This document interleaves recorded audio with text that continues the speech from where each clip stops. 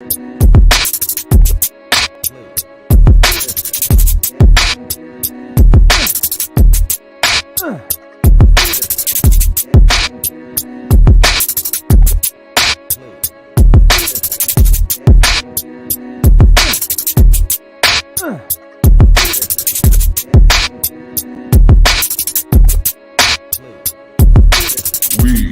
are Legion. What is up, comic fam, and welcome to the Legion of Comics. It's Sunday night, so that means this is at Weeks in the spoiler-filled look back at this week of comics, movies, TV shows, and so much more. But before we get into any of that, check this out.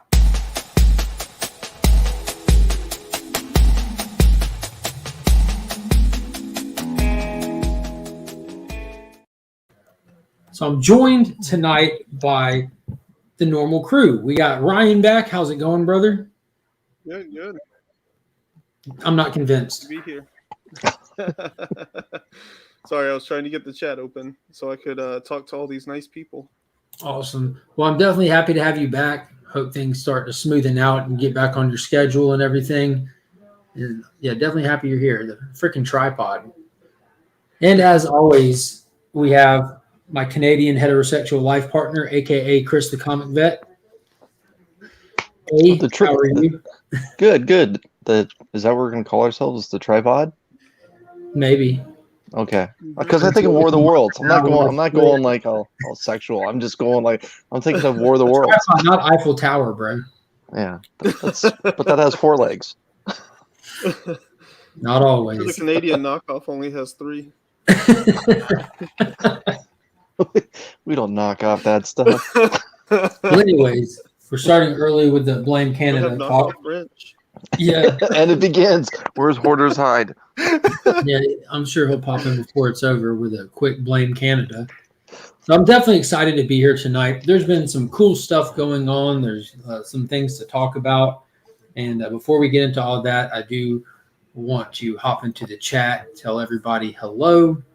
And let's see, we have the boom goes to Chris the Comic Vet there. We got Digger Jim up in the chat. What's going on? Mars Comics. Glad you can make it. Chop and Drop. What is up? What is up? We got Mr. Chip Getler, the White Shadow. We are Finn's dad. Absolutely. And I definitely missed getting to hang out with you last night on the banter, man. When it didn't happen, when I didn't see you post about it or get the stream set up, like, someone call the cops. We need to get a wellness check. But yeah, I talked to him today. He's fine. But we have War Machine Punisher Comics and Collectibles. I'm so glad that he updated that. He's actually putting out content now as well. Some awesome hauls, and he's always in character. And you don't know which character he'll be in when he's in character. It's really cool. It's really good stuff. But we got Shattered Glass. Tyler, what is going on, man? What is up? Bed Level Asylum, how are you doing tonight? And that's pretty much caught up on the chat so far. So awesome. So some things that we want to cover, that I would like to cover and talk about, is we got a new Batman trailer. There's cons are actually kind of rolling again because they have the Dallas Fan Expo this weekend, which none of us went to, even though Ryan's in Texas. And that it's a Canadian company. Like 5 minutes away from Dallas. To it. I don't know. But then we had What If dropped, the new episode of Stargirl dropped, the new episode of Titans dropped, and there's just there's a lot of stuff to talk about. I can't say a lot of good stuff to talk about, but did any of that stuff hit on y'all's radar? Did y'all check out any of those? No, you just mentioned the Batman trailer that I didn't even know existed. So we can go ahead and cover that real quick, because they did just drop a new Batman trailer. I believe it was yesterday. And it's not very different from the initial one that they dropped at the DC Fandome last year. It's just a kind of a little bit of a recut with a couple of small action sequences, like really short sequences here and there through it. But in true Matt Reeves fashion, it looks very, very gritty, realistic. Like the car wrecks, the gunplay. It's not hyper reality. It's like, think Christopher Nolan Batman, but grittier, street level looking. Right. You know, it's not meant to be. And very it doesn't look CG'd at all. And natural lighting as well, Mark. It's so all the night stuff does appear to be very, very dark, and the daytime stuff does have that like darkened Gothic, lens flavor to it. But yeah, to it almost. It looks interesting. I'll be Yeah, honest. I'm It looks hyped for it. I'm interesting. not going to lie. I've watched a good bit of Robert Pattinson stuff beyond what he's most known for with the Twilight stuff, and he's a phenomenal actor. So most people's go-to is just, oh, he's that teenage vampire that sparkles. Yeah, he is, but he's also a real actor that does a lot of projects you don't hear about because they're like normally like really deep drama indie style acting gigs, and so he's a pretty versatile actor in that sense. But I think he'll be able to pull it off just fine. We got the comic collector is up in the chat, Pocan Joe, who just uploaded his laser beam project on his channel, which was really cool. Flo, how's it going? We got Warlord up in here. Hello, hello, hello. All that good stuff. Ayo, there's Nick's Kicks and Comics. Wait, Chris and I aren't the same person? That was funny last night. So this week's What If episode dropped. It was what if Killmonger had saved Tony Stark? So the whole premise of it took you back to the first Iron Man movie when Tony was in the Humvee and it got initially attacked by the 10 rings. Well, if he didn't catch that explosion with the shrapnel to the chest, if Killmonger came up and literally picked up the missile off the ground and just threw it, the missile just threw it, and they became BFFs, and they started just doing little projects together and stuff. And he made a little cybernetic army to go attack Wakanda with, opposed to just going there himself. But it wasn't bad up until the point that it ended abruptly with no anything. Like you felt like you were still in the episode. You had Shuri come to Stark Industries to say something to Pepper to say like, this guy's bad news and we need to do something about it, and it cut off. Like, what? That's it? You didn't finish the story. You didn't even leave it on a cliffhanger. You just cut the film strip. It was weird. It left it on a Killmonger. That's it. I thought I think it something can be said to the fact that they got most of the original actors to do the voice work, and I don't think anything can be said to that. Disney paid them. But they didn't have to agree to it. Chris Evans didn't do it. Well, I mean, not even that, but Disney didn't have to bother with getting the real voices. So, I mean, so some credit to them that they were willing to put in the work, but and I don't know. It was cool that we got Chadwick Boseman back, even though it was a cameo. Again, What'd they do to him, Chris? What happened to Chadwick Boseman in this episode? Can you enlighten me? Yeah, he got punked off pretty quick. No, they killed him. Yeah, I'd say he got punked off, man. They hit him with like literally a sonic blast. They just shot him with a piece of Stark weapon. They just that's They point blanked him. That's for sure. He did the classic trope that Chris has spoken about that he absolutely hates. As soon as he starts getting hit, it almost looked like one of those, the sound weapons they were shooting the Incredible Hulk with that had him sitting there for a minute till he's getting madder and kind of just fought his way out of it. It almost looked like a handheld version of that. He shoots T'Challa with it and he hits the ground. He's like, ow, ow, it hurts. So he takes his mask off. He takes off his vibranium protection and throws on the ground to continue saying ow until he dies. Like, this is horrible. Yeah. But there's some cool fight scenes in it. Again, it's fun watching through it, not knowing. But that abrupt ending, man, it just killed it for me. I'm like, why did they just Donny Cates this? Are they trying to build something? Because my son showed me the end of the Marvel Zombies one. And that one, it ends with Thanos with the gauntlet. Are they trying to build some connecting episodes into all of this, or what?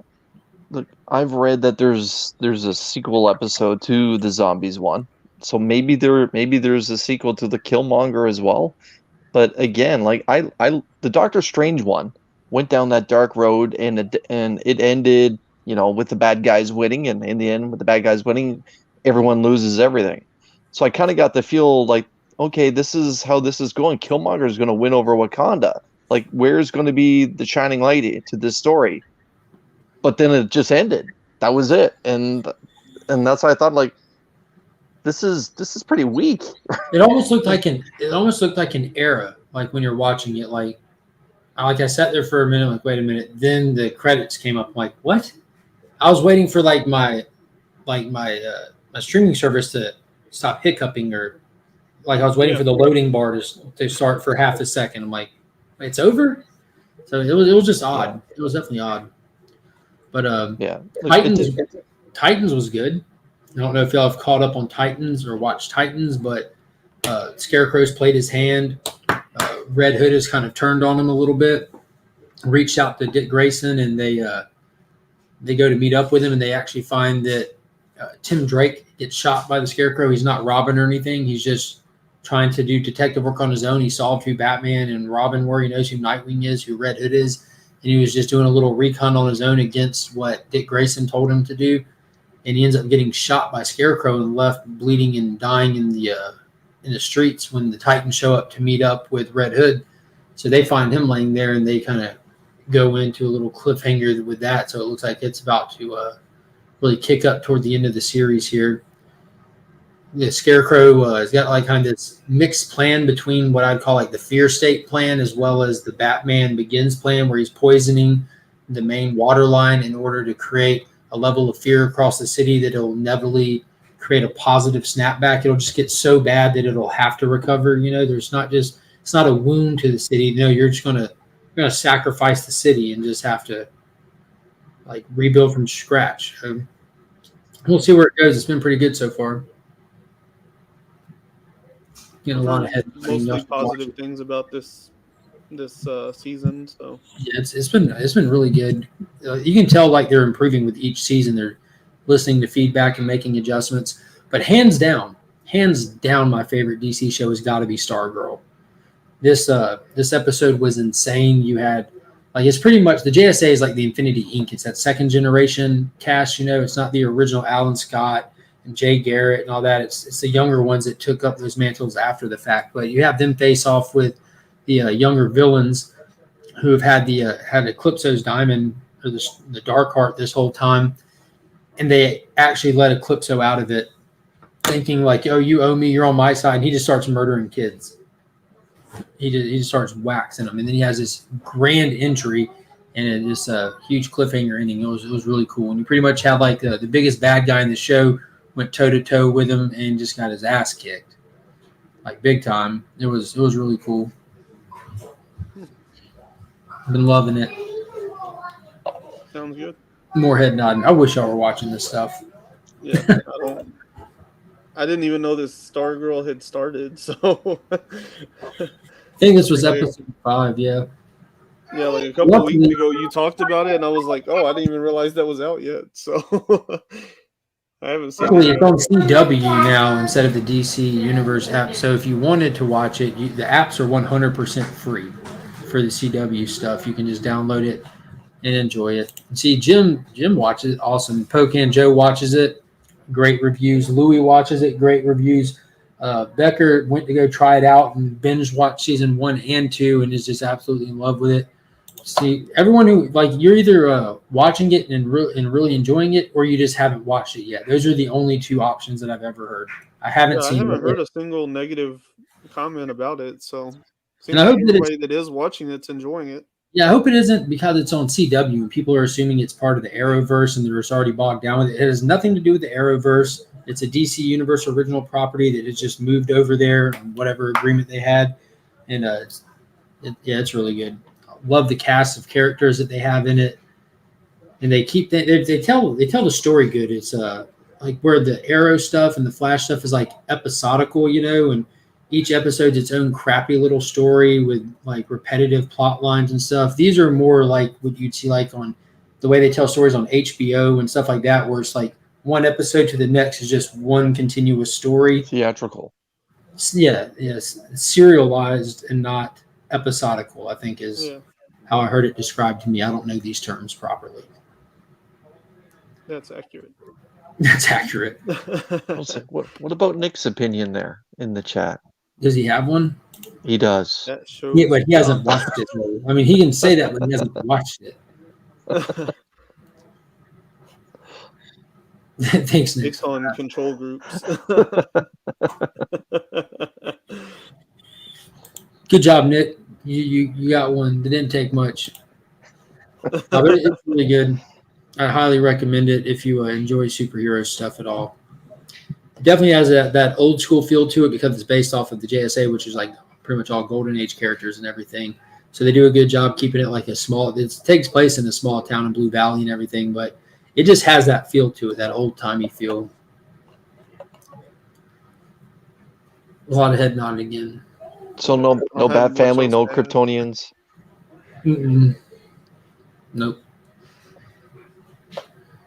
Did either one of you guys watch the DC Fandom last year? The online events, since there were no cons or anything, like how Disney has like that investor call, that famous investor call that all the announcements happen the next day or the day of. What is it, Ryan? D20? Yeah, D23. Okay, that's what it's called.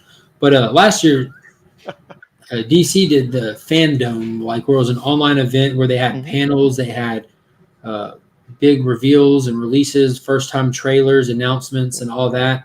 And that second one, they're doing it again this year, and it's coming up next month.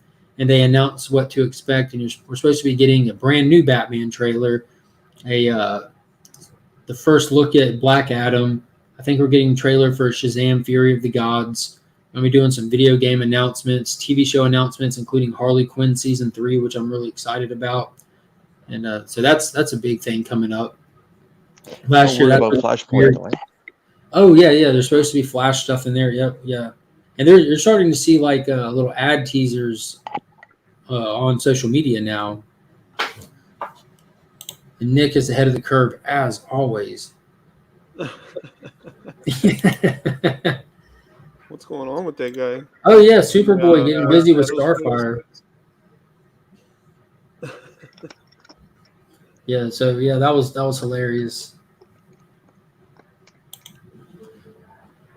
All right, y'all bring something up because I'm just sitting here telling y'all about all kinds of stuff y'all have heard about. Well, I guess to continue that trend, I heard that there was a trailer released for that DC animated movie based on the video game. Yeah, Injustice. I heard it was a pretty decent trailer, but like people were a little slightly concerned with the animation because of like weird knuckles and stuff apparently. I didn't notice it. I watched the trailer, but I only watched it once and didn't try to critique it or break it down or anything. I played the video game, but I didn't play it online or anything. Just went through the story of it and just played like my brother over at his house and stuff. But I haven't ever read the expanding books to it and everything, which Tom Taylor wrote, which is weird that I haven't read them. I just kind of was a video game based property. I just really wasn't interested per se, but I'm excited for the movie. So the principle of this story is the Joker kills Lois, Superman kills the Joker, and everything goes upside down from there. And then decides he knows best. Yeah. Yeah, basically Superman gets flipped on his head. So like I can do absolute justice, therefore I will do absolute justice. And so everybody like kind of becomes powered equally so that you can have them in a fighting game. And so that's kind of where the game takes place. I don't know how they're going to play it out in the movie exactly, but yeah, that's the basis of the storyline is like Superman goes crazy and decides he'll be absolute justice. And everybody else decides to fight back against him. I think you need to rinse yourself.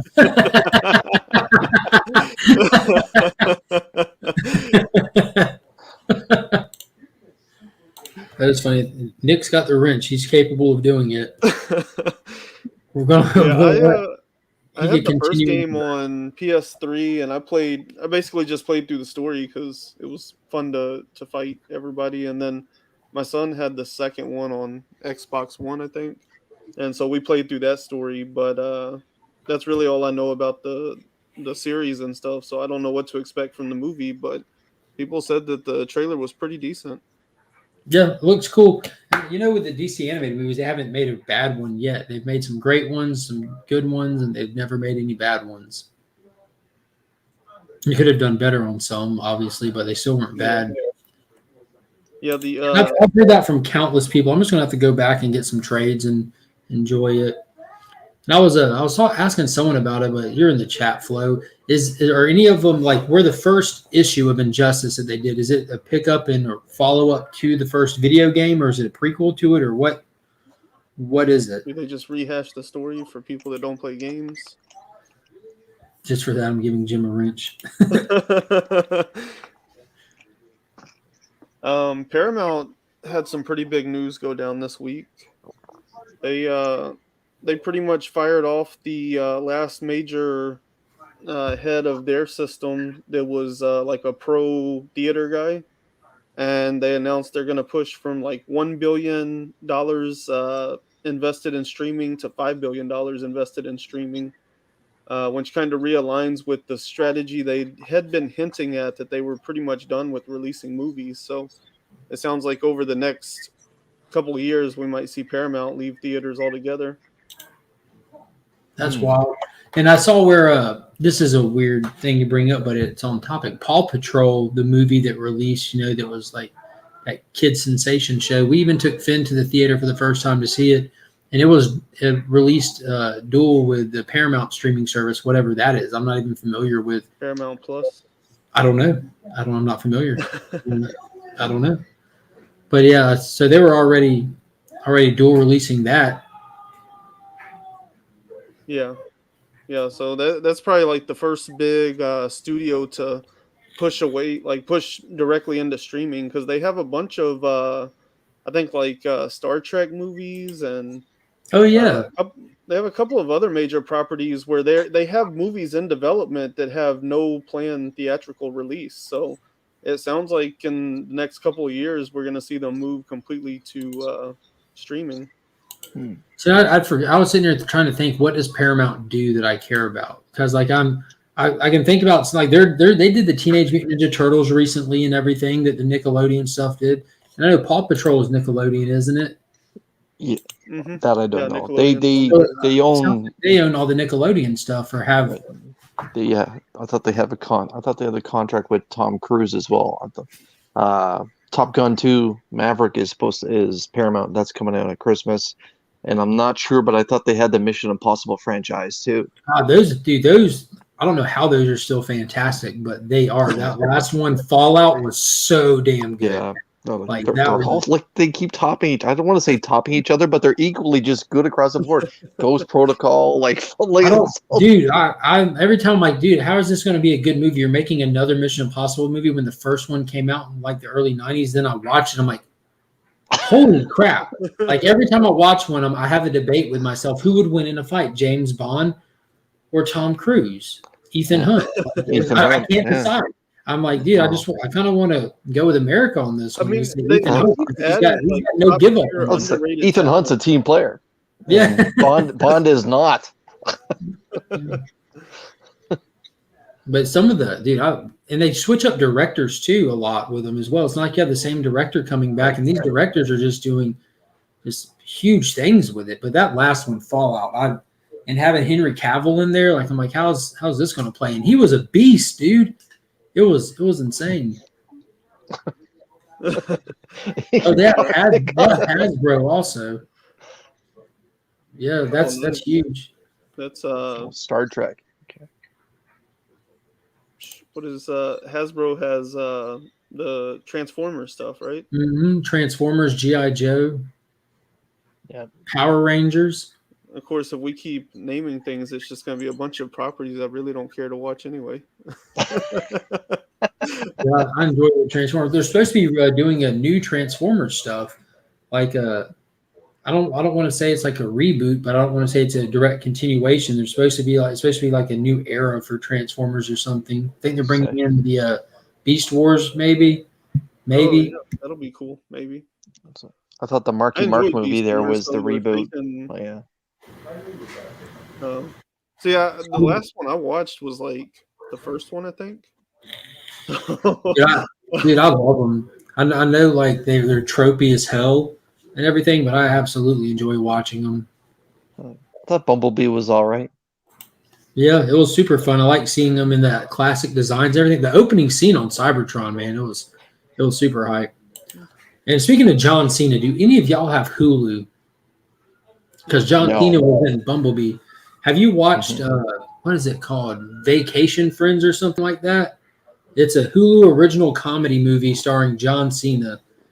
And it's like this couple goes on vacation and like their room that they go to gets flooded and blah blah blah. And John Cena and his girlfriend are there on vacation and they're this crazy couple, and just insanity ensues. But like it's John Cena in a comedy movie just hitting every mark. It's hilarious, dude. Oh, And his comedic timing is insane. He's a psychopathic best friend, coke fueled, ex-military savant at everything he does. It's hilarious. You got to check it out. Yeah, he would. He would literally explode if they did Beast Wars. And he would be the guy to ask, I guess. Yes. Yeah, Beast Wars is the only Transformers that I really got into. Yeah, Flo said Transformers was set in the 90s, plus it's the Beast Wars, so I'm down for the next movie. Yeah. So that'd be cool if they're kind of following it up from where Bumblebee was at, because, at the very end of that, we saw Optimus rolling across the bridge to San Diego next to Bumblebee. Or at least we saw the semi-truck and trailer, I mean, you can only assume that was supposed to be Optimus. I mean, it's kind of iconic. It'd be weird to put it there otherwise. Yeah, probably. A little bit weird. Agreed. We couldn't afford to transform him at this point, so we just rented a truck.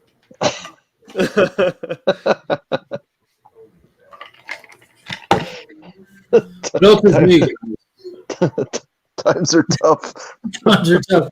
Yeah, there's a recession.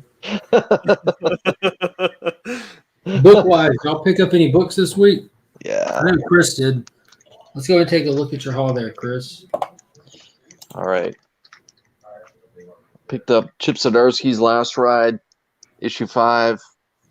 Those last 3 or 4 pages, magnifique. Issue 11 of Black Widow, candidate for cover of the week. Who did the cover on that? Canada, you said? What? Harley Quinn, the animated series, the Eat, Bang, Kill Tour, issue 1. Yeah, I was going to read that one digital. Yeah. I think maybe it's on the DCUI app. Yeah. It was fun. Beyond the Breach, issue 3. Has that been any good? I read the first one. The first 2 I thought were really good. Yep. I haven't had a chance to go through that one yet. Issue 1 of Wakanda. Is that a one-shot, or is that going to be a continuation thing? I'm not sure. But King the Conqueror is a limited series. This is issue 2. Pretty good. I don't know why I keep doing this to myself, but I do. Got no words on that one. Right. Worst cover of the week, even though it's a real good story. Wonder Woman 779. Like, come on. That's just bad. Like, I get that they got some good characters, but that's bad work. That's a really plain face. Don't artist shame people, Chris. I'm not artist shaming. I'm just saying it's bad work. Next, we'll talk about Peach Momoko. Yeah. Well, okay. If we're gonna artist shame, how do we go from like the Master, to this? That was on you for stacking your books in that order. And then this. Right? That's a cool cover. Was that last week? As is the regular. Yeah, because a few of the DC titles from last week didn't make their way to my LCS on time. But Titans United, soccer club over in England. And from 2 cool guys hot picks. Mine was a cover selection for this. Beautiful. Have you enjoyed reading that, or is it Spider-Man life story did? It's better than the Spider-Man life story. What? But yeah. I was listening to Comics Kings, that young stunner Brandon and his buddy Bryce. They're not enjoying it too much because of some of the creative decisions they've made, like to kill Johnny Storm and stuff like that, which I don't think that they expected the format for it, because the life stories are essentially what ifs without the brand logo on it, You got it. It's just a reimagining away from what Lee and Kirby were doing. Yeah. And then later John Byrne. But so for those of you that watch 2 cool guys swap picks, normally what happens is either Friday afternoon or sometimes Saturday morning, Mark will email me his video and let me know what his pick is. But even on New Comic Book Day, Mark was like, this is going to be my pick. Made the video bright and early. He was so excited about it. And God damn it, he was right. like this book is. I thought this book was excellent. This is Dude, this is my read of the week. I didn't even include that in my main hauls. It was just one of those little. I think on that new comic book day video, that just happened organically. Yeah, this Because like I always have big next to me the books that I'm going to pull for sure and read for sure, and then I have like just little pictures of books that are coming out that aren't necessarily on my reading list. But Primordial was on one of those, I think. Or maybe it was big. I don't remember. I'm looking at like I think I'm going to read this one. And I'm like kind of excited about this one. Dude, it was so good. It was so good, and that's how I feel about Lemire. It's either so good or it's meh. And he's off to a good start. Minimal. Yeah, my experience with it has been very minimal. And Andrea Sorrentino, who does the interior artwork, excellent work. Yeah, I like this. Kind of that Department of Truth flavor to it a little bit, but a lot more cleaned up. Mm-hmm. Yeah, we'll definitely get into that. Ryan, do you have any physicals or you went all digital? No, all digital. Nice. Dude, that is how you can be environmentally friendly, everybody. I'm saving the Canadian forest. Yeah. It's true. A lot of those are from Quebec. Hit up your list. What few did you read this week? I only read 3 books this week. I read Justice League Last Ride. I had to read 4 so I could get back to reading number 5 because I had missed that. So I read both of those, and then I read Primordial, and I didn't know anything about Primordial. Like, I knew it was coming out. I had seen the cover. I knew the name, and I knew that Jeff Lemire was attached. Other than that, I went into it with like basically no clue other than what I saw on the cover, and I was blown away. So, yeah, that's true. That's true. That's the problem with cryptocurrency, right? We're using up all the coal. It's not environmentally friendly unless you use solar panels. That's a valid point. The future is coal. It's coming back, everybody. It's the future. Coal. Yeah. So my haul of the week, real quick. I have a lighter week than normal, but I've got Joker number 4 or 7. I'm so ready to drop this book. It's just. And it's not because of the story, it's because Tynan went out of his way to introduce yet another character in a Bat-related book that he's not going to get to explore because he's leaving it.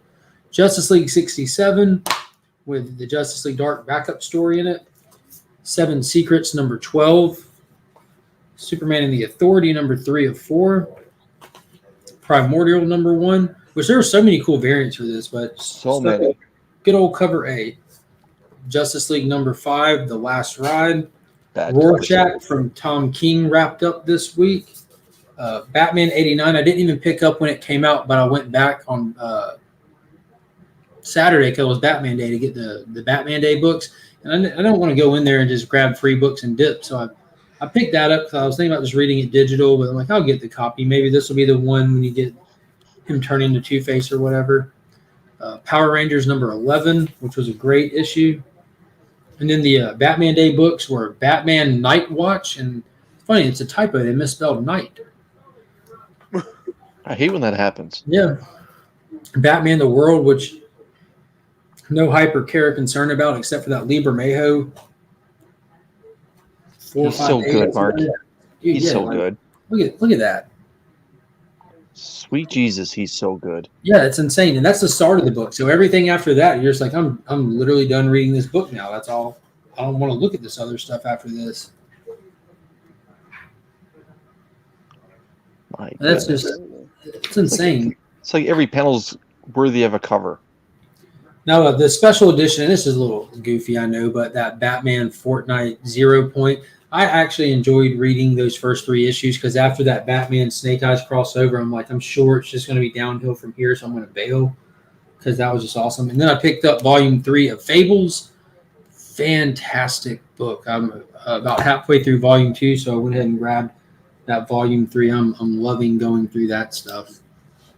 That is a lot of Batman. And that picture I sent you on IG, look, in Batman 89, there's a scene when Robin is talking to people that I had to send this picture to Beckerman there, but he literally says, if it'll focus.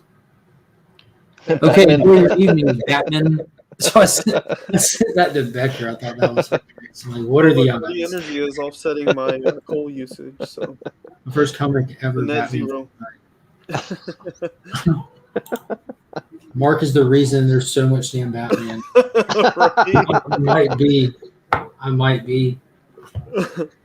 But my nostalgia got I the didn't best of just me want with it just Batman to be '89. Batman, so I bought some additional Batman to go with it. Yeah, well, I read that first one and I enjoyed it, and I really only grabbed that first one just because I don't know why. I just wanted one in my hand to flip Nostalgia. through it. It looked cool, yeah. And then, I mean, I got the Miko covers, which I'm not big on buying retailer exclusives outside of just collecting John Jang artwork, but I do like Miko stuff, and he's like one of the people I do pick up on occasion, and I love that cover.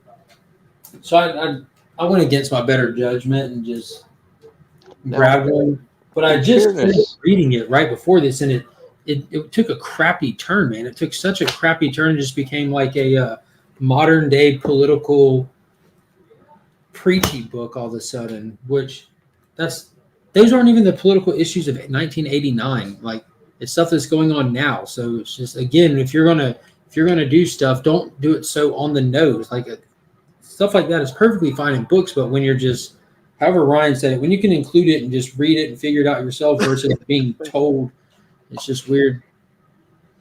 Yeah. Yeah. And see, I'm not even that big of a Batman fan. There's just that much stuff coming out in the Batman Day books. I don't know when they do that. I like to go participate because the shops definitely spend the money to get those books there to bring people in. So these two right here are going to end up going to Finn, which, free books for Finn. He loves them. Mhm. And I mean, I didn't start Batman Day.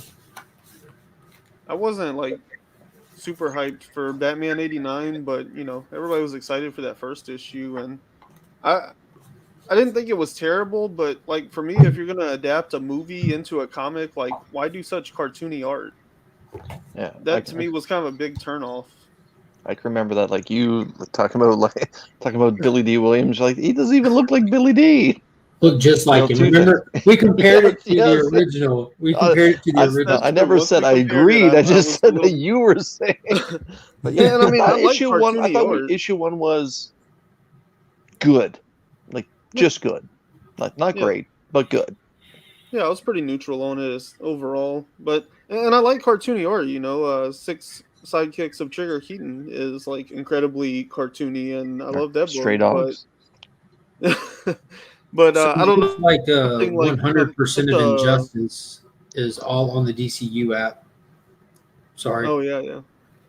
When you're adapting something that's like very like hyper realistic, like Batman '89 as a movie, I would have expected just something a little more, realistic and like hyper realistic rather than the cartoony style they went with. It seemed like a weird disconnect. Well, they got the scriptwriter too from the film to work on it, right? So, yeah. But I was just thinking, like when like the big political stuff that was happening in the United States in that time era, like the LA riots and all that, but that was like 91, wasn't it? Like that was before 89 or after 89. Yeah. So if they're like Mark, if they're trying to play up the race card or something like that, like that's just a little early from when the big explosions happened of the 90s, right? So it's Gotham. Who cares? Yeah, they in this the Robin that exists in the Batman '89 universe is an amalgam of Richard Grayson and Tim Drake. His name is Richard Drake, and he hails from the same lower end poverty stricken part of Gotham that Harvey Dent does, and it's the Harvey Dent portrayed by Billy D. Williams. So it's an African American community that is on some F the police stuff and this and that and holding rallies and this and that, and they're holding like some basically like screw the police rallies and marching with signs and like the whole like demanding justice and no justice, no peace style sign. So it's so on the nose of what we see in news, which is just like, this is not why I want to read this book. And then they have the people that they go out of their way to have like a group of people that come up that are, of course, they're all white and they're wearing like Batman hoodies and they're coming to make sure that this stays peaceful. And Robin makes the comment to him, "Don't start nothing, won't be nothing." And then they make it 2 more steps and like, hey, look, there's an old padlock on this electronic shop. I can pick this in a minute. We can have ourselves a game station, and we don't even have to go to this rally. We can go home and call it a good day. And like, what? Like, so they bust out a window and this and that, and then like, this is just ridiculous. Like, this is supposed to be a Batman book, and it's like a political sway piece on the current riots in America and stuff. It's just not necessary. Well, I was participating in some anarchy. But it's not what, like, when you go to pick up a book, like, yeah, I'm excited about reading Batman 89 and expanding on the Batman universe, and you get to it, like, oh, it's just the start of real life news. Yeah. It's just like I said, I was a little disappointed in that first issue, and then it sounds like it's just not really going in a direction that's going to hold my attention. No, and the whole Robin thing is that in this, they scream, like someone screamed, hey, he's robbing him. And like, what did he say? His name's Robin? So that they got his name based on he's robbing the store.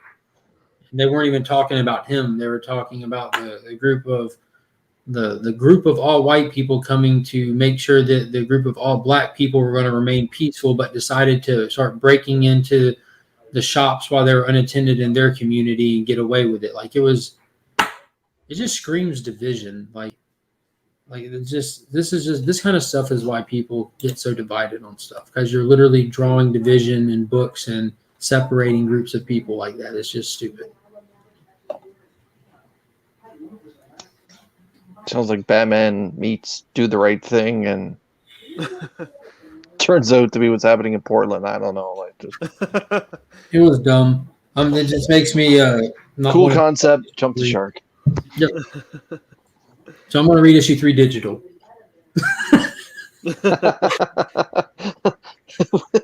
On a free subscription. Yeah.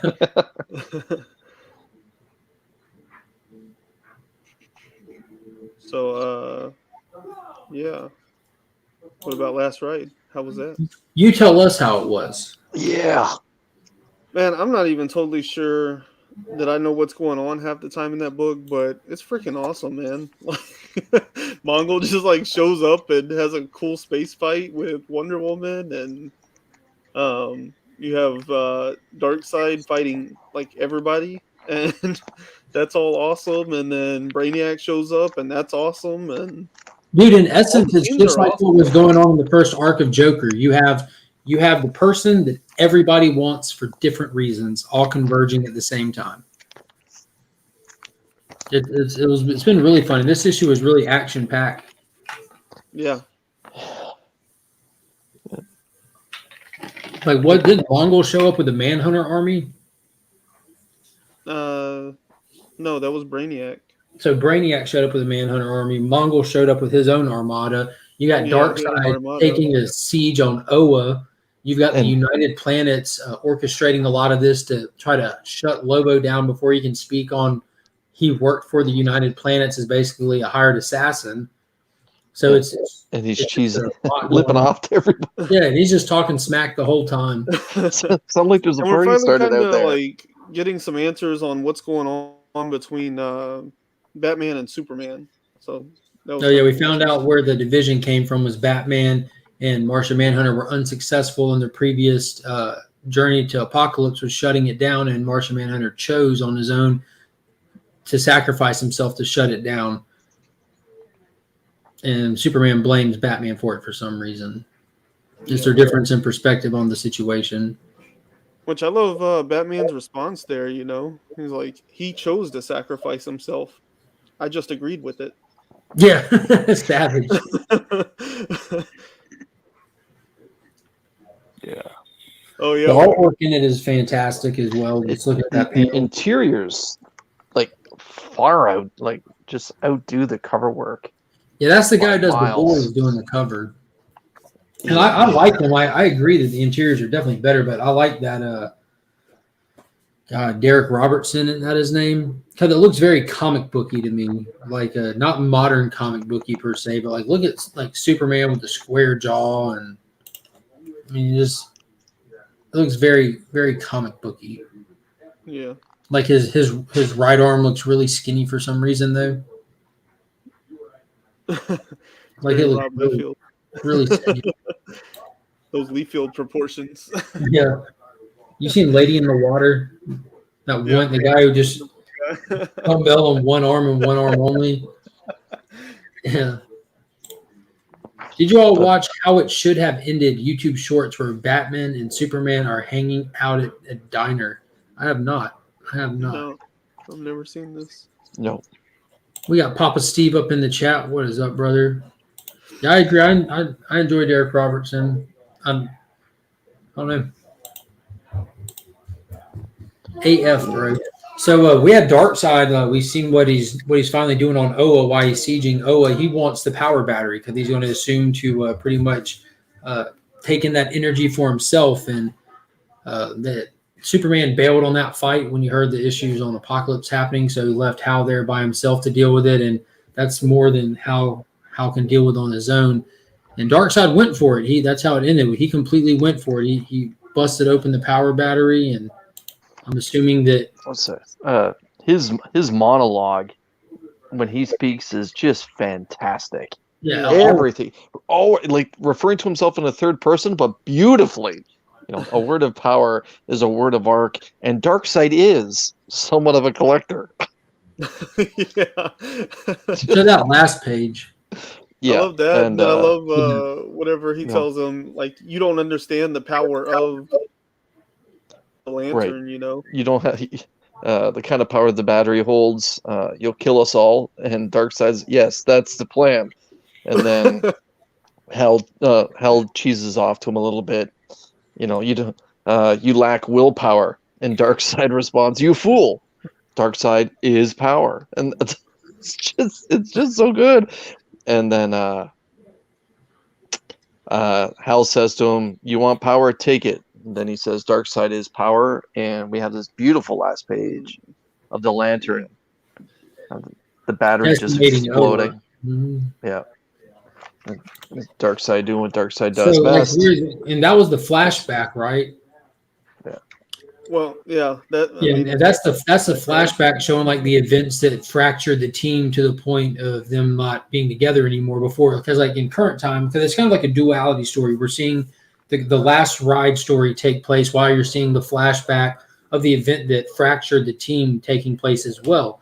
So we have like parallax level Green Lantern, like semi-parallax. He's not crazy or anything, but he's got the half parallax looking suit on Apocalypse and everything. But I'm wondering if that's the event that killed Darkseid possibly, or that form of Darkseid, because in current time era he's not there yet. We haven't seen him. We're just on Apocalypse. Yeah.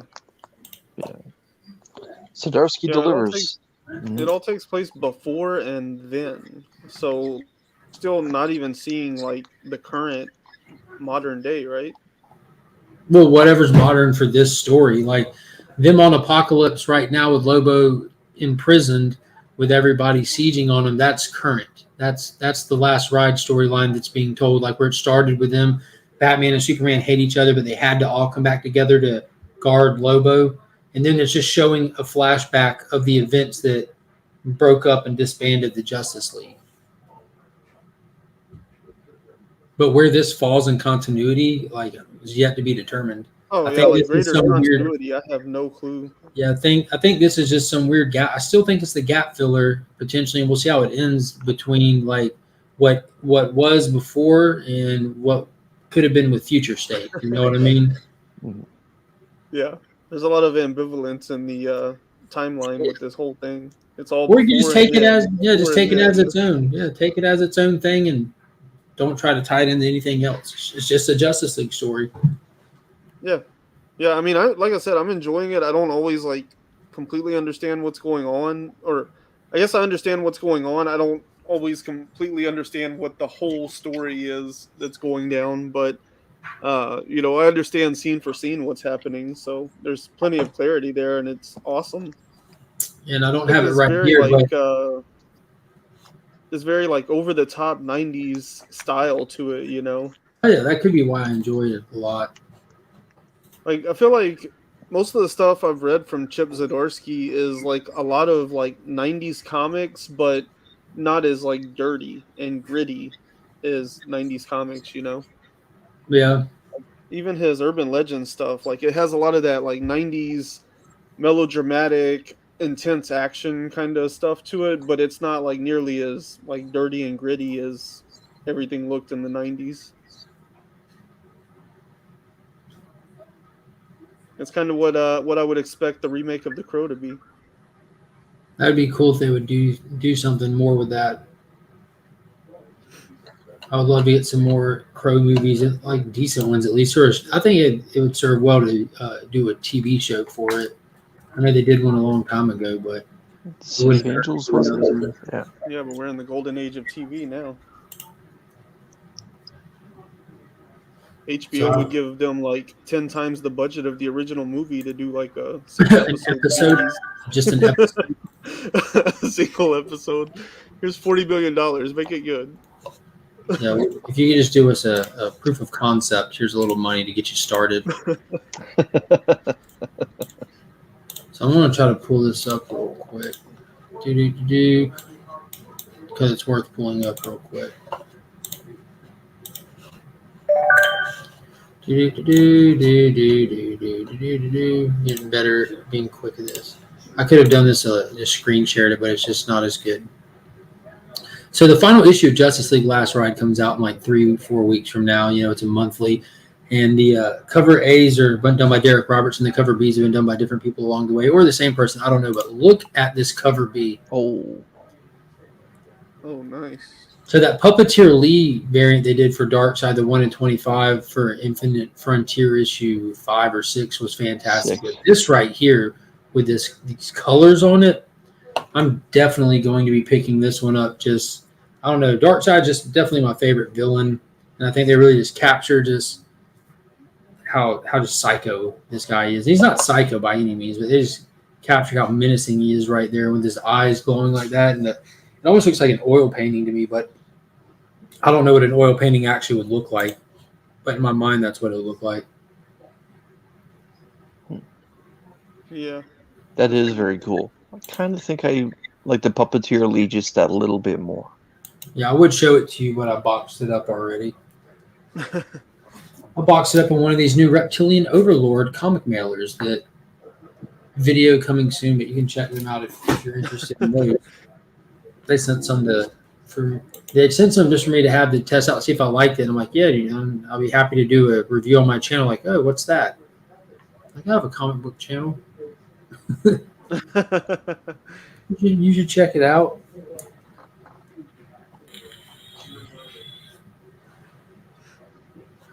Let's see. I love the Crow, but it's a pretty dumb concept. As long as you like it. Yep. The last Crow comic by Tim Seeley was pretty good. I don't know who did this one, but I think it's called Leafy or something. The Crow Leaf or something like that. I don't know. I haven't read that one. I just have that one issue of that one. Pretty dumb concept with style. Mark, I need that one too.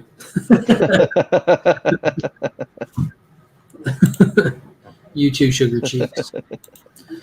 All right, let's get to it. My pick of the week going into this week, and it turned out to definitely be my read of the week, and luckily we all three have read it, but Primordial, issue number 1, written by Jeff Lemire and art by Andrea Sorrentino. It's the same team up from Gideon Falls, which I've heard good stuff from my buddy Brent, who has collected and read it, and Chris has gave me the half smile, excited nod, so he agrees as well.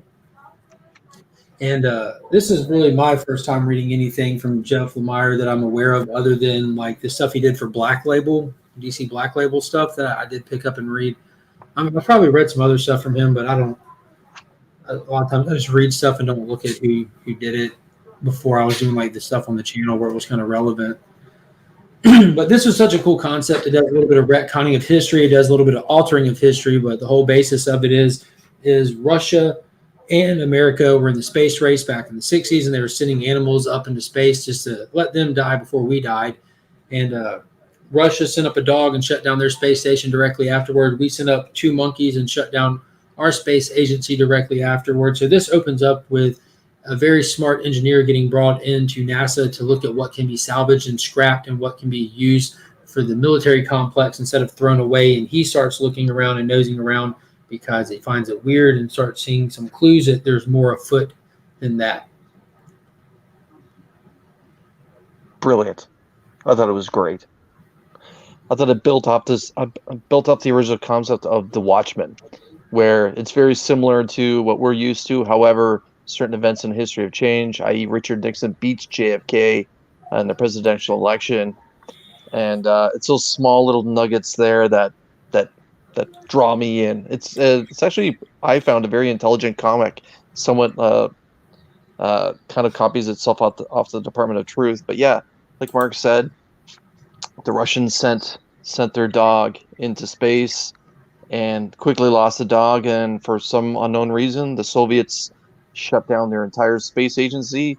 And then in 1959, the Americans send up Abel and Baker, the two monkeys, and then shortly thereafter, NASA gets shut down. And then, like Mark mentioned, an African American from MIT, a doctor, gets sent to NASA, Cape Canaveral, in 1961, to go in and just clean up what's left, and are calling it Operation Pencap. And the African American doctor, shows up thinking that he's going to be, like a part of this great big exciting Space race.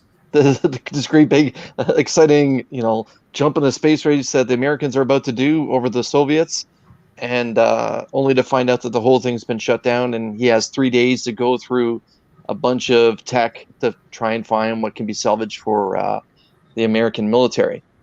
And from there, he gets sent basically down to the basement of where he is to salvage some stuff. And while he's down there, he has this weird experience where the monkeys were originally kept. And was it a janitor? Wasn't it a guy who was down there cleaning up? Yeah. Like, oh, found some papers back here. And it has a weird experience. And next thing you know, he's having a conversation with the janitor, and the janitor's has some paperwork for him, and we pretended like he found it, like hidden behind the shelves or something at first. And what it was like the vital signs of the monkeys, and being that he was so in tune with the space station, he paid attention to all this. He knew exactly what time that it went offline and the capsule failed and the monkeys perished, but the vitals showed a time that they survived well on past that, and that they're still alive today, 2 years later. Ryan, what were you thinking at that point?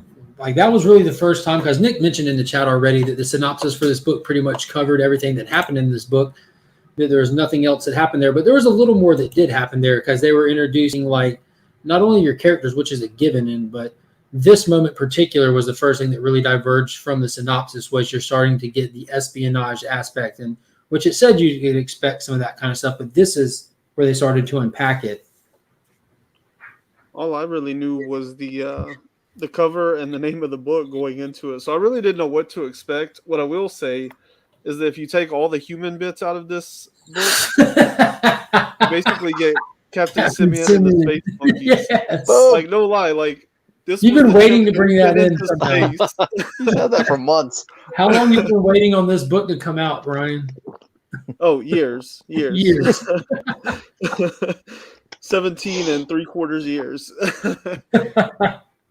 Yeah, I mean, that's basically the premise of Captain Simeon and the Space Monkeys. They send Captain Simeon up in a rocket, and then they end up canceling the space program because there's no results from it. So they just leave him out in space.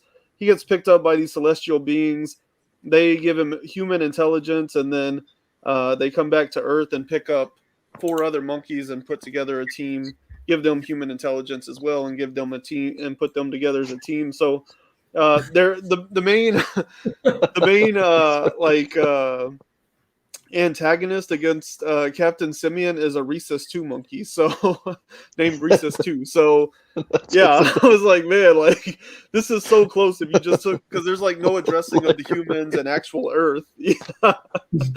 So I was like, man, this is like the dark, gritty, modern reboot of Captain Simeon that I want. So it was really fun to read. I enjoyed this. I thought the way that they used the comic book medium and the imagery and stuff was just amazing. Like, it blew my mind whenever it opens. Yeah. Yeah. It Like, has this that stuff's so 2001 feel to it. cool. Yeah. So Whenever it when I opens, open and this it says like page, primordial and all the different letters all over the page and stuff. Like, yeah. that was really So cool. Yeah. when I opened this page, I saw obviously the big image in the background. Then I immediately try to keep my focus on the small panels and go through them and make sense of them. You know what I mean? And then go back to it. It was really impressive work of how you said the medium itself. Yeah.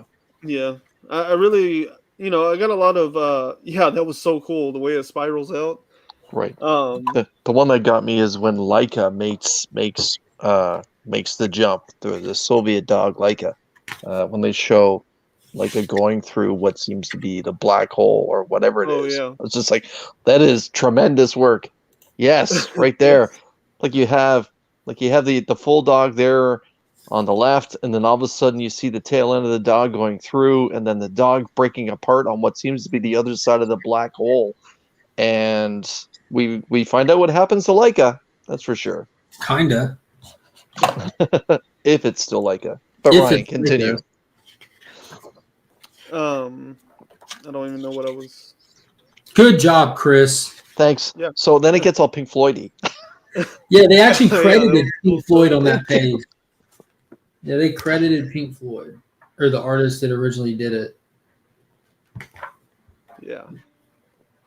Oh yeah, the Department of Truth vibes about it too. It has like that kind of like almost it's definitely less abstract than Department of Truth artwork, but there's still a certain like left to the imagination and a lot of like tone and vibe being put into the artwork itself to really create a unique world for it all.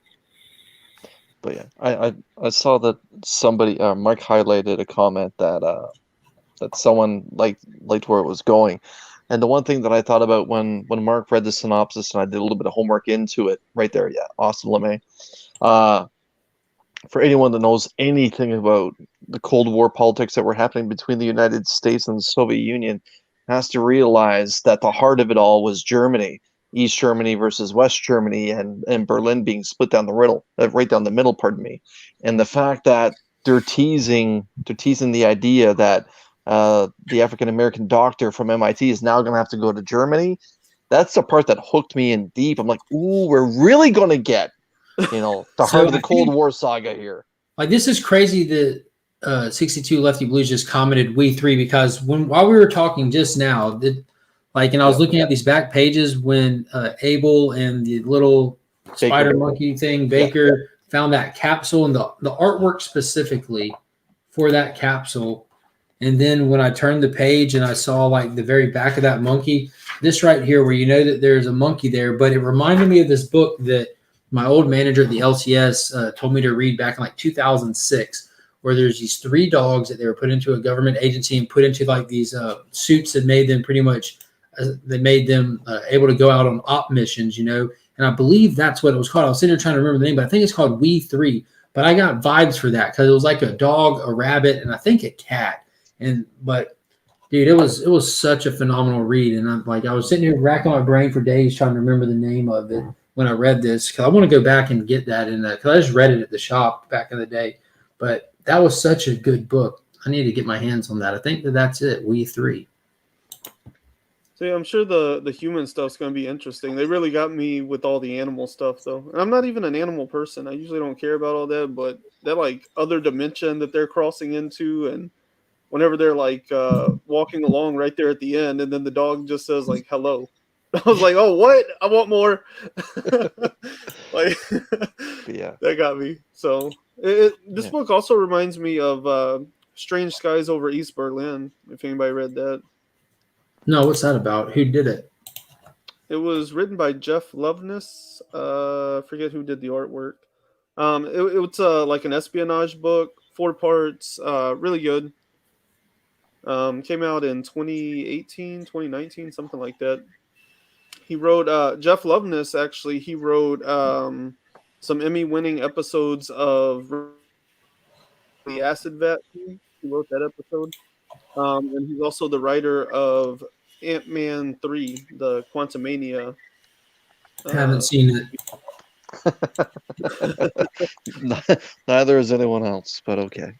So Grant Morrison and Frank Quitely. That Frank Quitely artwork is why that looked familiar. It's almost like that final shot in Primordial where you see that monkey suit right there with those, and the way that the dog looked too, like with the line work and everything. Yes. It didn't really match the rest of the book that was kind of line work less. Just used a lot of shadows and stuff like that. But it was definitely interesting art. But this book I highly recommend people check out. Yeah. The one thing that we failed to talk about is the conversation when the MIT doctor got sent away, that he was no longer welcome at NASA. That's someone hopped in the back of his car, and there's the conversation takes place where the mysterious man who's sitting in the back seat, who the doctor questions to possibly be KGB, says to him, "Listen, there's a reason why the Soviets backed off immediately. It's not that there's something out there, and it's something we don't want to mess with, and that's why the Americans are shutting down NASA as well." And that's where the story moves forward, where the Dark Man, if you want to call him that, says to the doctor, "You're going to need to go to Germany." And that's the part that hooked me in, because the Cold War that was fought on the lands of East and West Germany, as most people realize. I think it is kind of interesting, like governments, especially in that era, tend to like to poke the bear. So like, what is out there that's big enough to scare both of them to just be like, never mind, like we're just gonna quit everything. Like But yeah, the whole JFK still being alive and Nixon being president too, that's just good stuff. Like I said, it kind of borrows from that whole vibe of The Watchmen. It's still very similar, but it's different. yeah.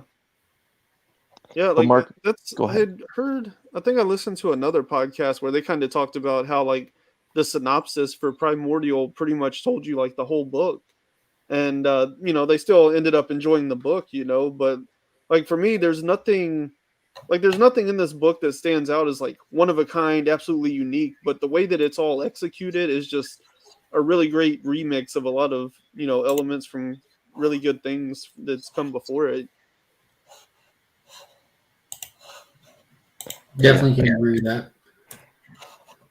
I don't much find too many very original things anymore in general. It's all been done. It's just all in the execution. Kind of like how we were talking about Eat the Rich, like it didn't hit for me because it was just too familiar to stuff that I had just watched, and the execution wasn't exactly impressive to me, but it hit for other people that probably, I know a lot of people said they'd never seen those movies, that it was directly obviously influenced by or subconsciously influenced by. There's no getting around that. But I don't know. Yeah, the solicitations have become pretty much like watching movie trailers these days. That's why I avoid them. You almost regret it. Yeah, that's unfortunately sometimes like when you get a number one that you're completely unfamiliar with, I tend to read some of them, but most of the books, like if I'm reading them when I'm talking about them before they're coming out, I just base off what just happened in the last issue, and so we should expect. Yeah. So yeah, even like The Last Flight Out, interesting story. Kind of a reverse Cats in a Cradle. Instead of the son, it's a daughter. But I found elements of We Live in here, and I thought We Live was probably the most original thing I've read in a very, very long time. Yeah, and well, I just kind of felt like this had that flavor of it. Mm-hmm. Yeah, Earth dying, climate change. You got to leave the planet. Yeah, that was another book that carried me away on just execution alone. A lot of remixed elements, but again, well executed. You guys got anything else you want to cover tonight? Otherwise, I'm going to keep it a little bit short. Because I live vicariously through Americans. you reading that Alan Moore creation, the character from The Watchmen. You've been reading it all the way through, and it's now done. Rorschach. Can you give me the synopsis of the final Rorschach, please? No. You're a son of a gun. No, I'll be happy to just like burn through like these and just like give like little quick synopses. Joker, nothing. Cover has nothing to do with the story. Great cover, has nothing to do with the story. Like it was kind of goofy, man. Like you got a little bit. I don't read the backup story for Punchline in it, but it's just we're back to where we were with people just kind of replanning their next move, kind of thing. There's nothing much to it. I was mad that Tynan introduced Alfred Pennyworth's daughter in this issue. He has a daughter. She's a secret agent. Her name is Julia. No, her name's Pennyworth. Julia Pennyworth. So you're going to introduce another character. You're going to bring back a Pennyworth, and you're going to bail on the book. To hell with you. And Batman 89, like I said, it was a weird direction, but we do get like the start of that, the Two-Face thing in there. Outside of it was kind of like I liken it to Mr. Miracle, where they leaned heavy into the real life social political elements of stuff going on just to really set a direct tone for a specific character. And with Mr. Miracle, they moved away from it and started telling a Mr. Miracle story. They just wanted you to, this is a new character, so you got to kind of really know where he's coming from, but they just really beat it like a dead horse, you know what I mean? And they kind of did that with this here. And then Power Rangers issue 11 was awesome. The El Taurarian War is about to kick off real big. They're doing huge things. Draken made his big reveal, like he finally broke out of his chains. He was working with the Imperials the whole time. He's got his suit back. He's full powered. Even looks like he has a little bit more power than before. The final emissary that was live has been killed by the Imperials. We found out with the death of an emissary is what brings back an Imperial. And they even homaged it from like that cover appearance of first appearance of Hobgoblin. It was pretty cool how they did it. Like a little quiet Spider-Man homage there. It's a lot of weird character design. So yeah, with the yellow emissary getting ripped right down the middle by the Imperial. So that was actually good. Power Rangers hasn't been very good for a while, and Mighty Morphin have like its like real epic game-changing issue that made all the kind of staler issues make more sense and made them not throwaway or filler. Didn't do it with Power Rangers though. All those throwaway fillers, you can still just skip them. Superman and the Authority issue 1 was just him getting together with Manchester Black saying that I have a mission that I'm going to have to do, and I've lost so much of my powers over the years that I need your help. This doesn't take place in current modern time. Issue 2 is putting together the Authority, and issue 3 was the Authority kind of going out for the first time because of crap hitting the fan. And it looks like the Ultra Humanite has actually taken his brain and put it in the body of Solomon Grundy in order to have a physical form that can stand up to Superman. So that's pretty cool. I enjoyed that a lot. Seven Secrets was absolutely fantastic, continues to be fantastic. And this is actually one of those ones I won't spoil because so much of what makes this good are the reveals and the twists that they go through. But just know this was another great issue. Justice League was pretty cool. The United Planets and the Justice League had that battle with Sinmar where they finally got it under wraps, and now there's a disagreement on who has real authority over the Earth, whether it be the Justice League or the United Planets. You feel like they have authority, and they try to tough talk Superman and wanted to give him his Phantom Zone projector, which Batman used on Sinmar because you couldn't stop him. Like this has been a villain that you just can't stop, so they just Phantom Zoned him. And the Thanagarian, the Hawkman guy, Thanagarian, who's running the United Planet, seems like, all right, well, we're going to take that with us because we deem it dangerous. And Superman's like, oh, you think you're going to take that from us? And there's a really, really, really cool page. Like he said, we deem it so. And then Black Canary says, oh, do you? And everyone just lines up behind Superman, like, get it if you want it. Get it if you want it. Like, Bendis is actually surprising me. He's doing really good things. And Justice League Dark was super fantastic. You know, we're getting into the source of magic inside of the DC multiverse, and it all starts with Atlantis. Merlin's coming there to get to that source of magic, to the Dark World, because he's trying to do bigger and badder things than he's ever done before. Arthur and a small group of Atlanteans are trying to fight him back alongside the Justice League Dark, and it's just continuing to go poorly. Merlin's brought up a whole army of dead Atlanteans that's keeping Justice League Dark and the rest of the Atlanteans at bay, while Constantine has been trying to talk to and kind of stall and deal with Merlin, and it wasn't working out, and he actually pulled in the big gun, and he's trying to ask her to do stuff she's not comfortable with. It's beyond her normal realm of comfortability with her power set, and that's Zatanna, and she pops in at the last minute to save John. And the last words you get are spelled backwards because that's how she casts her spells, is crackle and burn, and Merlin just lights up. And that's how that issue ended. Like, Rom V is crushing that book. It is so solid. And then because you asked for it first, I saved it for last. We have the conclusion to Rorschach, which this is just basically, so having it all done and said and done now, what we're getting is how do the people react? How do the people survive? How do the people live their life after the events of Watchmen and the HBO TV show? And that's what this is. So you're seeing the side effects of having characters like Dr. Manhattan, having the squids fall, having Rorschach, and how he's became like an iconic person that people just pick up and use that identity in positive or negative ways. And you had a girl that she was kind of raised crazy by her dad. She was like kind of a conspiracy kind of raising, and she was very trained in firearms and stuff and militia type ideology. And she later in life took a vulnerable old man and basically set him up to go try an assassination attempt on a political figure. And it was all really fueled by another political figure party just to try to booster their votes to try to beat Redford in an election, which, you know, he's been like the president for years and years and years after Nixon. And when it was all said and done, the private detective that was hired to come in to solve it, he solved it and went back to the political party that really kind of instigated it to boost their numbers. And he went in there and he just ended up killing them himself.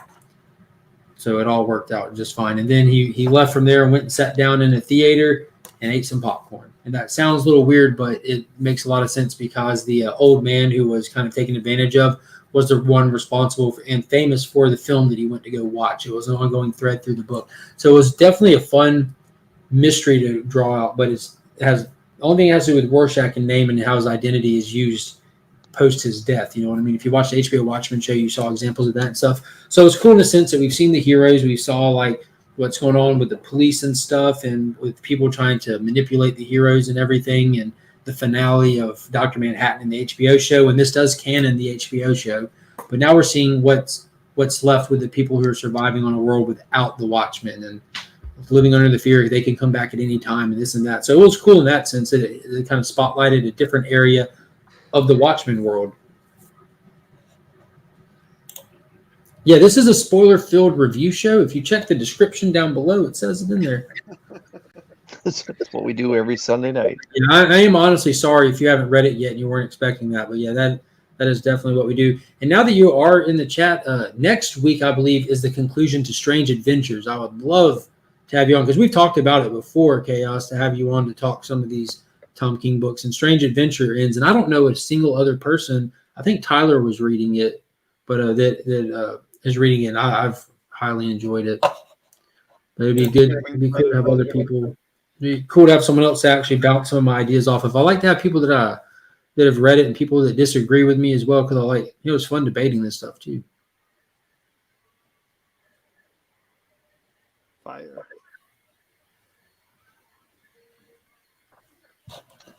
Y'all got any you want to burn through fast like that? I know you don't, Ryan. Chris, you have any you want to burn through? No, I'm good. Are you sad? I was thinking about that Harley Quinn one, but man, it's all right. Yeah, I plan on reading that for sure, and I'm excited to hear that season 3 is definitely coming down the pipe because it's on the slate on Fandome to be talked about.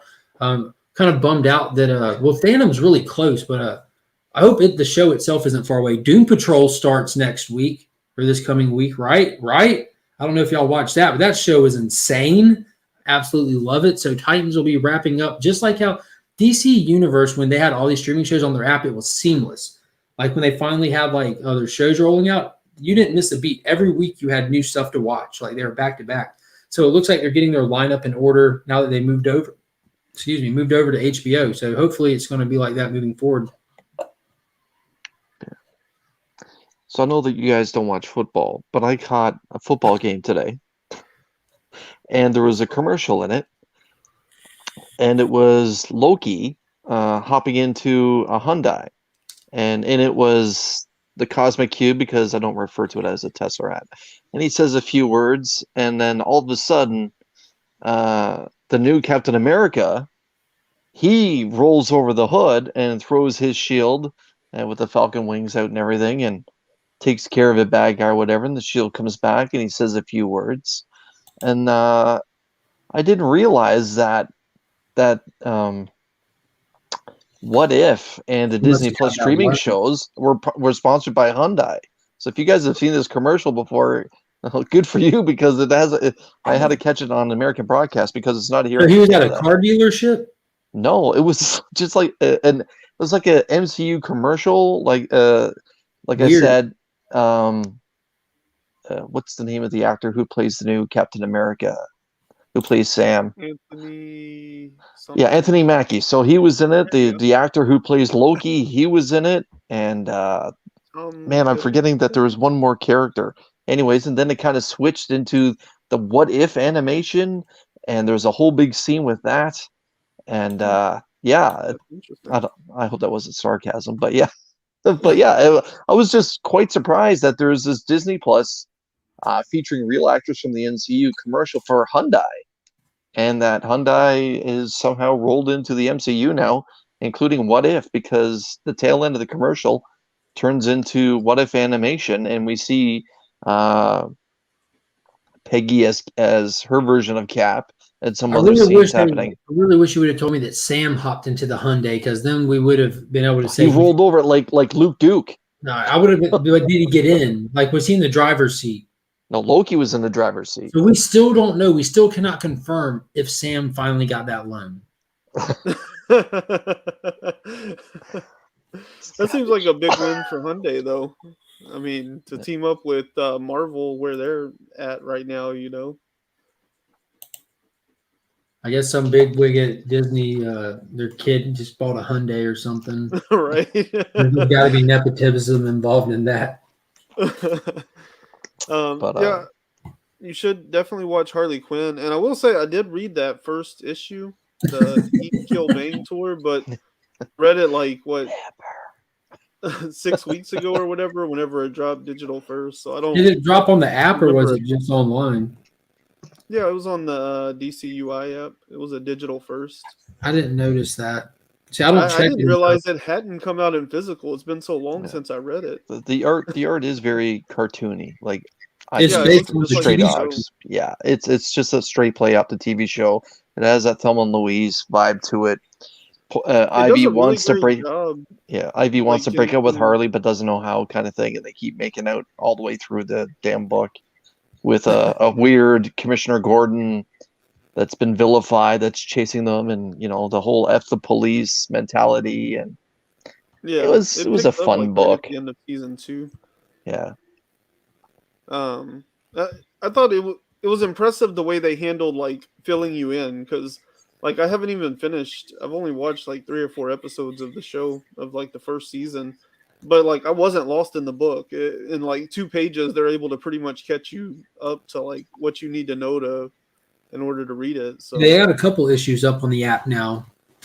So I'm gonna have to. I'm like doing digital is great, but I'm gonna need pen and paper to keep up with what I need to read digital. Like the King Shark book that's not even out yet. Like the first 7 issues are out on this app already. Batman Legends of the Dark Knight, that one that was coming out. It's got, I think, issue 6 or 7 drops next week. It's up to like 13 on the app. You know what I mean? Some of these digital first ones are just as far as head on the app as the app is behind with the stuff that isn't digital first. Yeah. I mean, I read like the first 3 or 4 issues of the Puzzle Box books, and those are like 2 issues deep. And yeah, I think issue 2 just came out. Yeah, so what we should do, since we should go deep spoiler show and start reviewing the digital first stuff as it drops. Right. Deep spoiler show. Just for chaos. And just throw it between stuff that's current. Like, we're gonna talk about the new Spawn. Now we're going into Joker 11. Yeah, and people are like, Joker 11's out. Like, yes, and just not tell anyone where to find it. Yes, it's out. We all read it today. That'd be epic.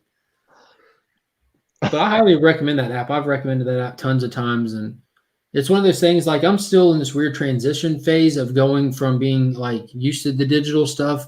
Normally, like I don't think the stuff that I know I'm reading digital or attempting to read digital, I don't think about it till the week it's releasing, like I'm barely on track with that. And another thing, I read Titans United also. I read that because on Thursday, Burke wanted to review that one on his channel. I'd skipped it because, I mean, you can tell just from the cover that it's an unnecessary book that exists just to hype up the show because it's the cast from the show on the cover. And it was a little hit or missy. It was it was just pointless, to be honest with you. It was still fun, but it just doesn't hold any weight. And I really don't have much love for the books that don't hold too much weight when it comes to my capes, you know, because there's so much that does hold weight that I like to keep up with, and I don't have as much time just to read everything. But it was a cool story. This guy was talking to his wife walking down the street, and all of a sudden he comes into powers. He's shooting laser beams out of his eyes like he's Superman, and then the Titans show up to try to stop him, and then he's turning into animals like Garth, like Beast Boy, and then he's showing signs of Starfire's power, but he's going overboard, expressing way too much energy, and she can't absorb it all. And they don't know what to do. So Connor just grabs him and flies up in the sky, and the dude explodes and dies. And Connor falls without his powers and has a broken arm, and he's powerless. And they're trying to figure out what's going on when they get a phone call from Hawk saying, "I need your help. Me and Dove are dealing with something we can't handle." And it's Kite Man, who's expressing the same symptoms of coming into powers that he's not in his faculties, and they're trying to fight him, and that's how it cliffhangs. So, yeah, Kite Man. No, it's separate. We broke that one down. It's Kite Man on that one. Oh, my apologies. Yeah, Beckerman made sure we were right for that. But yeah, that's who's the new panel member. You want to introduce yourself?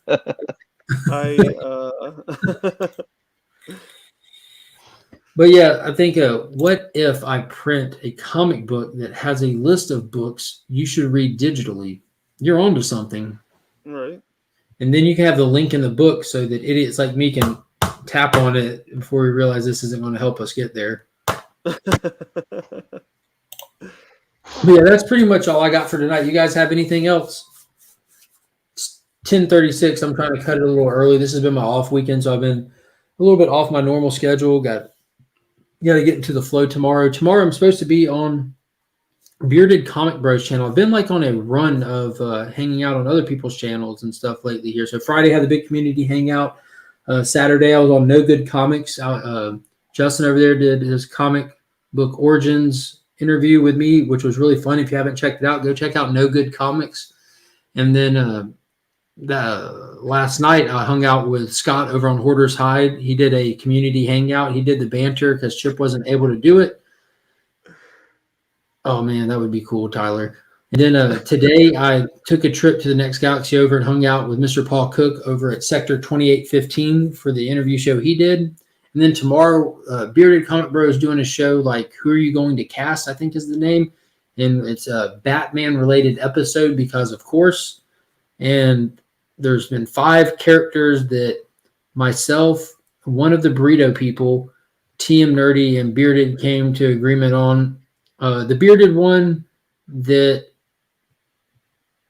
just set up a secondary Instagram page to sell some books on. Who's that one? The top right. Cole. Maybe. Maybe. But we're going to do Who Are You Going to Cast? So that should be fun. Yeah. So I hope all y'all can come over there and hang out and check that out. I think it's going to be around 8:30 real time tomorrow. But yeah, those are actually all good ideas. That would be funny. I don't know why it'd have to be Vermont. That's strangely specific, but it's a play on Newhart.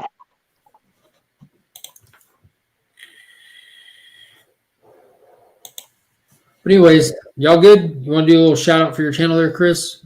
Sure. Ryan's Ryan's been writing. Has been recording. Today the Vermont thing. I don't know. Well, that's a play on the Newhart show.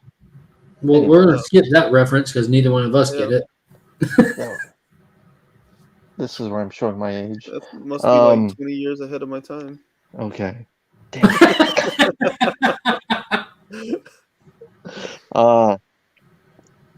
Today on Two Cool Guys, Two Hot Picks, Mark and I struggled. I think Mark would agree. We kind of struggled with what our hot picks were going to be because this new comic book day is fantastic. He's lying. No, I'm not. I essentially went out of the box on it. He's lying. He struggled with it because there's so many goddamn great books coming out this week. We've been waiting for this week for a while. So Mark and I, we picked out our hot picks and tell you why we feel you should pick those. Consider picking those ones up.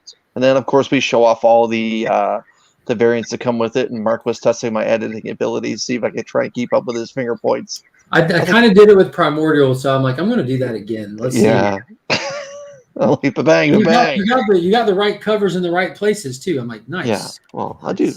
I pay attention to what you said. I'm gonna have to see what I can do for next week. Stay tuned, everybody. Tuesday, I'm going to be appearing on Sidekicks with. Oh, nice. With Rob's Fat Stack of Comics and the man who's quietly been returning to YouTube, Jason Slotted Up 503, with a few other channels. I believe Nick is going to be on there, Actual Dracula, and someone else who I'm forgetting. But yeah, it might be Paul. I'm not sure who. But anyways, we're going to be doing a fantasy draft, 6 rounds, where we all pick superheroes, and we're going to let the audience decide who puts together the best team, and those teams are going to be put into a bracket and go head-to-head, kind of like March Madness, and we'll find out who wins at the end of that draft. Wednesday, I'm going to be having a community hangout, much like what Mark does for New Comic Book Day, where I invite everyone to come on and show off what you got for New Comic Book Day. So if you have time, feel free to drop in, show off what you got. That'd be a good name for it. Show me what you got. Show me what you got. Show me what you got. And maybe Friday I'll pop on Mark's channel Friday morning. No, I'll be working. And that's about it. I have no mystery box for tomorrow. I'm Poe. Ryan, what are you writing? I wrote a short story called Detective Reach that is it's about a detective operating sort of like these popular TV detectives. He's going a little bit outside of the law on his own, and that gets him into a little bit of trouble because while he does know one variation of evil, he does not expect the other variation that he runs into. So that story's there. I already have the next part written. That'll be out this coming week, where we take a different perspective and a different character and explore the evil that he knows and reveal a little bit more about the evil that he does not know that will be uncovered in part 3. So There's a lot going on there. Did you read the Project Blue book? I read the first one. So we should talk about that next week because I still haven't had a chance to read it. But these creators are starting to get the Substack stuff out there, and that first Project Blue book from Tynan is out there. So I'm wanting to read that. I gotta go dig it out of the place where it sits and check it out.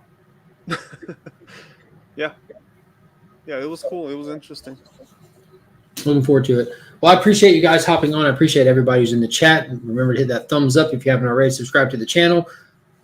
Past that 1,000 subscriber milestone this past Friday. Thank you to everybody who helped with that. A lot of the community came together like butt cheeks and started sharing the channel, and it was a big community effort. And so thank you all so much, and be on the lookout because it's probably be a couple weeks. I'm going to get it all gathered and together, and I'm waiting on somebody to get back from the Dallas Fan Expo to ship some stuff my way. And once I have stuff all in hand and organized, I'll start getting that underway. So thank y'all so much. And as always, I'm Mark, but we are Legion.